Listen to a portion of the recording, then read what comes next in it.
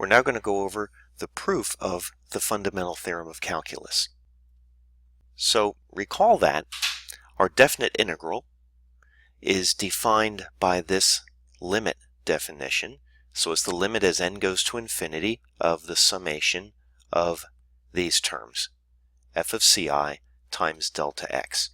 Now what you should think of these as being, you should think of these as representing the area of rectangles. For example, if we look at this graphic down here, here we have the graph of a function, that's the blue curve right here, and we've divided our interval from a, b into some subintervals. In this case we have 4 subintervals for this graphic, and if we pick one of these subintervals, for example this might be the ith subinterval, so this little interval here is a subinterval of the interval from a to b, and the ci in this case would be about right here, so that's the ci, that's in the ith subinterval, and f of ci, that represents this distance, so that's the height of this particular rectangle right here. And then the delta x, that is actually the width of this subinterval. So the delta x, that distance right there is delta x. So when we multiply the height of the rectangle times its width, of course we get the area. So this is the area of the ith rectangle underneath the graph of our curve. And so when we add all of them up, we are getting an approximation to the definite integral. And when we take the limit as n goes to infinity, these approximations become better and better, and it approaches a single number, and we denote that number as the definite integral. For example, in this graphic, if we let n go to infinity, notice how the gray areas are filling in the area bounded between the graph of the function and the x-axis for x between a and b. Now it doesn't really matter where you place that ci value in the ith subinterval. For example, in these other graphics over here, the ci's are actually at the left-hand endpoint of each subinterval, and so the areas are under approximating the area bounded between the graph of the function and the x-axis. But in the limit, as n goes to infinity, we still get the same number. If you watch here, see, as we let n get larger and larger, we're still filling in the same region as we did over here. And even in the third graphic over here that we have, even if we pick the ci's to be the right hand, say we pick the ci to be at the right hand endpoint of each subinterval so that the areas are over approximating the area bounded between the graph of the function and the x-axis, even then if we let n go to infinity, we're still obtaining the area of the same region. So you see all of these, as n gets very large, they're all approaching the same number. So it doesn't really matter where that ci is placed in the ith subinterval. Now that's as long as the function f of x is continuous, the little f function that should be continuous. Now let's continue with our proof, recalling that this is our definition for the definite integral right here. Okay, so that's what we define this quantity to be. Now, if we are given that,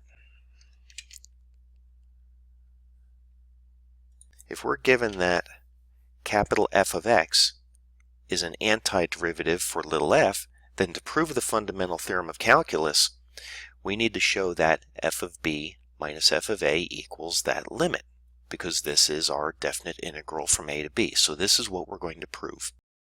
Now, so we start by partitioning the interval ab into n subintervals of equal length. That's exactly what we did in the graphic up here. For example,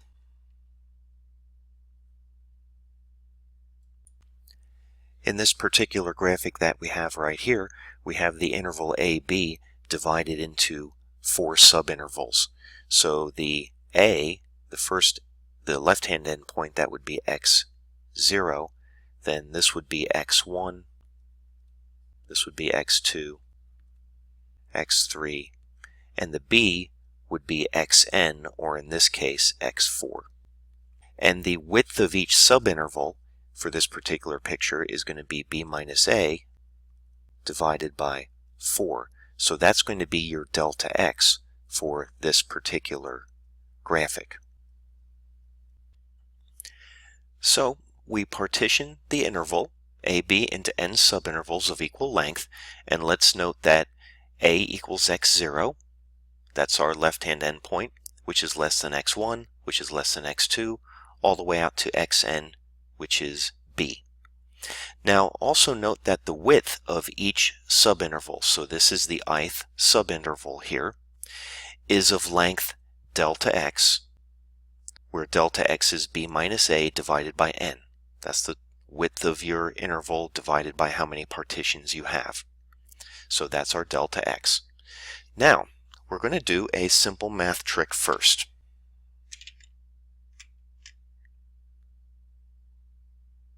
So we're going to start with the quantity f of b minus f of a. Remember, capital F is your antiderivative for little f, so always remember that capital F prime is the little f. Now what we do is we're going to do a math trick. We're going to add things in and subtract them back out so they cancel each other. So first of all, notice that this is equal to, the left-hand quantity here is equal to f of xn. Now the xn is b, remember. And if we look all the way over here, here's f of x0 minus f of x0, and remember the x0 is a. So here we have f of b minus f of a. And in between, we're adding things in and subtracting them back out so we don't change anything. So notice we have minus f of xn minus 1 plus f of xn minus 1. So these just cancel. And then we go minus f of xn2 plus f of xn2. So you see these cancel.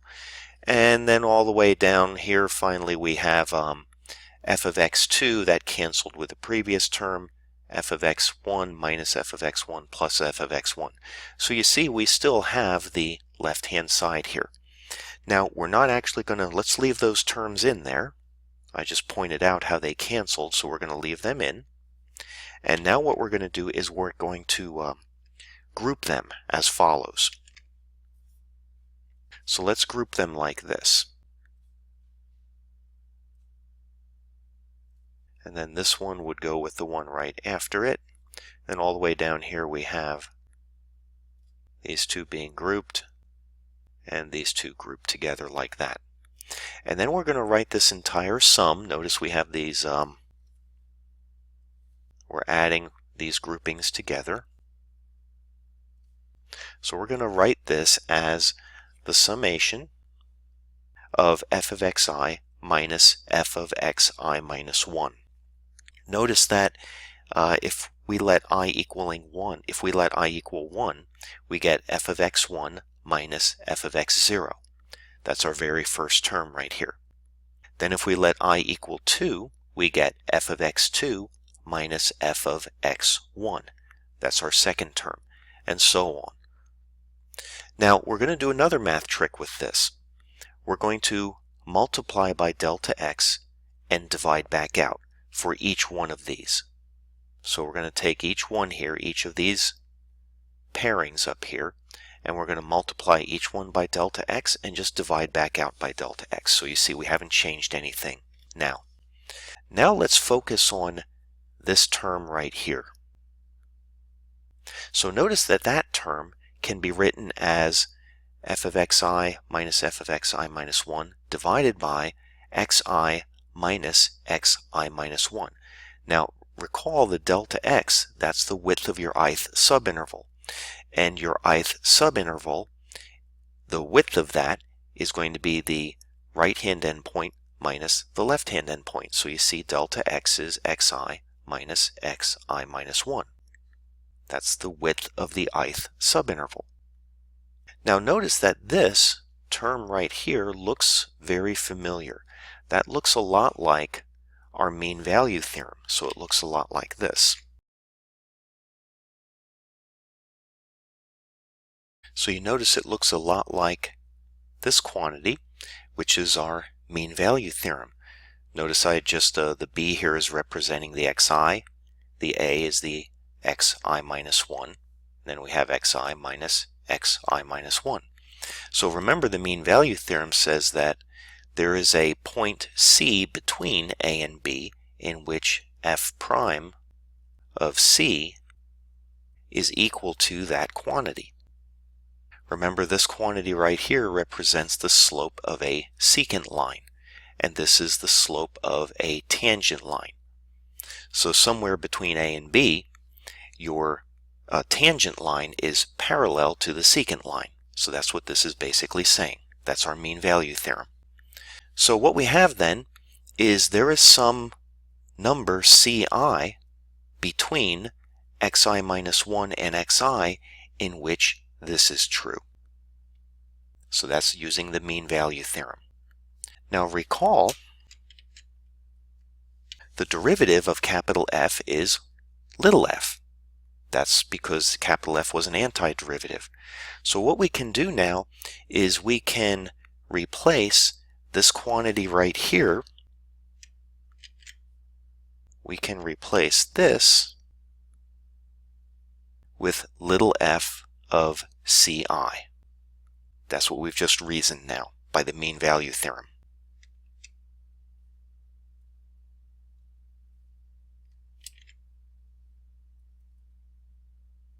So what we have now is this result.